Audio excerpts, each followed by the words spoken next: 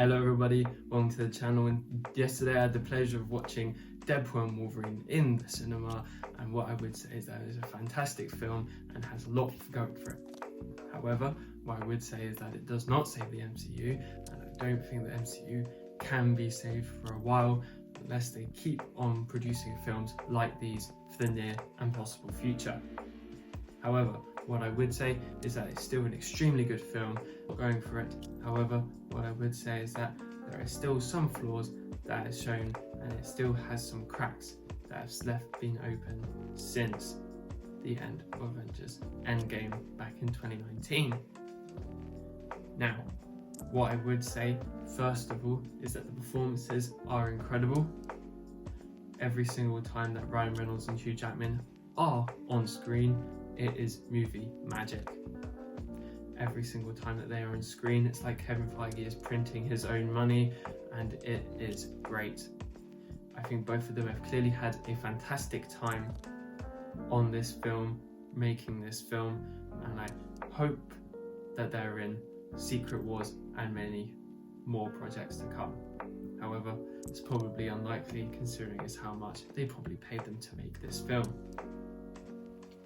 What I would also say is that the cameos are well thought out and are incredible. It doesn't have to mean that it has to be the best cameos that they could have picked, but the cameos they did pick are a homage to all of the Fox X-Men films and some other films that have came before under that stewardship and umbrella. I think that's why this film works. This film doesn't have to have the best cameos in the world like Spider-Man No Way Home, like Avengers. It can just intricately place these characters without having to tell us why, only to tell us why they're putting the cameos in. It's only useful for the characters, and it doesn't shy away from the main two characters of the film. That's why this works. However, what I would say is that some of the plot is a little bit messy. Not like all of it, but just a little bit. And it does come short in some areas. And it doesn't shy away from the fact because the performances of the actors, like Ryan Reynolds and Hugh Jackman, carry the film in some ways. Like there's some moments where you don't really understand where this is going, and then them two, they just pick it up. Also, what helps with that is the soundtrack. I think the soundtrack works very well because when in some cases the music wouldn't have been quite right, the music does help with that, because sometimes there's a little bits in the film where you go, this is dragging on a little bit, maybe this part could be a little bit shorter, but no, it's fine, it perfectly works, and then eventually it gets there in the end, and then it becomes a whole package. What I can also say is that this film will make no short of money. This film will make tons and tons of money. There is no way this film will not become the most grossed R-rated film of all time. I'll be absolutely shocked if it doesn't. And if it does, it's only because Joker made $1 billion. This film will make money. And that helps Disney, because last year they were on flop after flop after flop after flop, and with the release of Inside Out 2 being the highest grossing animated film of all time, besides the Lion King remake, which wasn't very good if I'm honest. They've made Inside Out 2 1.5 billion, and Deadpool and Wolverine, which I'm sure if it doesn't make 1 billion, it will become very, very close to 1 billion. And that's what Disney needs to make better films, and they need better writers, and they've got these writers in, and they've got these good directors in, and they've made 2 fantastic films, and hopefully this will carry on. But if it doesn't, well, that's just their own fault, if I'm honest. Now, what I would say is another problem with this film, however, it doesn't mean that it's a bad thing, of course, but it's still a little problem, and that would be the fact that the villain Cassandra Nova does not have enough screen time. However, what I would say is that it's a great performance by the actor Emma Corrin. It doesn't mean that she's had enough screen time. I feel like, yes, the film is great, but I would say that if there was a little bit more scenes with the villain, there was one main scene with the villain, and then there's about, I think there's about three, and then we get some exposition, and that's fine about her, but what I would say is that this film needed more of her, and then that would be an instant A stuff, really. But I think because of the fact that she's not in it as much as she should be,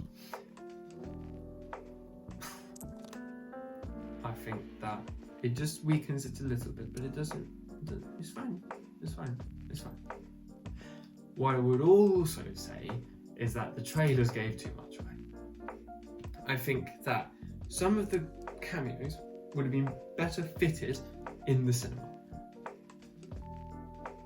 but that's fine. However, what I would also say is that maybe next time there shouldn't be as many trailers for Marvel films, because of the fact that they would probably make more money and there'd probably be more excitement around the film if there was only 1 or 2 trailers. The last trailer I think gave too much away, and I think they shouldn't have released that trailer, and with that builds less hype, even though this film was hyped to ridiculous heights, like almost like Spider-Man No Way Home levels, even though Spider-Man No Way Home, lots of that got leaked out as well. But I digress. Now, where would I rank this with the Deadpool films? And what I would say with these films, these 3 films, is because these films came out when Fox was really good. Well, not really. Like, X-Men Apocalypse wasn't good. Days of Future Past was brilliant. And what I would say is that this film, these 3 films are all the same when it comes to how good they are. Like, I think Deadpool 1 is brilliant, Deadpool 2 is really, really good, and I think it's very underrated. And I think this film, because of the performances, even though some of the messy plot in a way, I feel like this film helps the MCU to go back onto track, but it doesn't save it. It does not save it, but it does put it back on track to where it should be. And I think this film is maybe a little better, but on par with Spider-Man No Way Home. However, I still do think Guardians of the Galaxy Volume 3 is better than both of these 2 films. Sorry. I do think that this film has the potential to make $1 billion.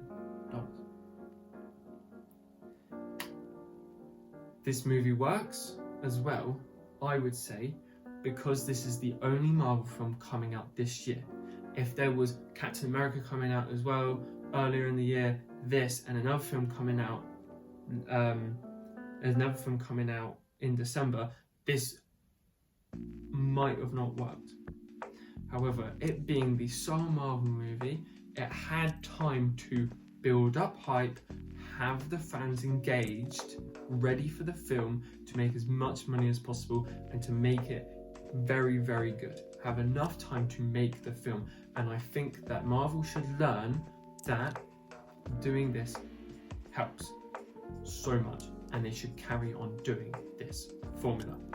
Maybe when the next Avengers film come out, they should wait a year, do that sole movie, build it up, make it as good as possible, and then fans will be happy, even though they haven't been for several years now, as well as Disney.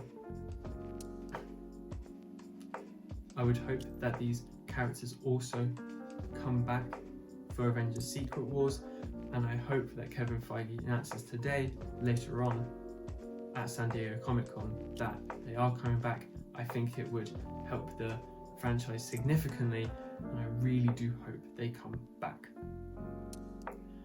And yes, that's it. That's my review.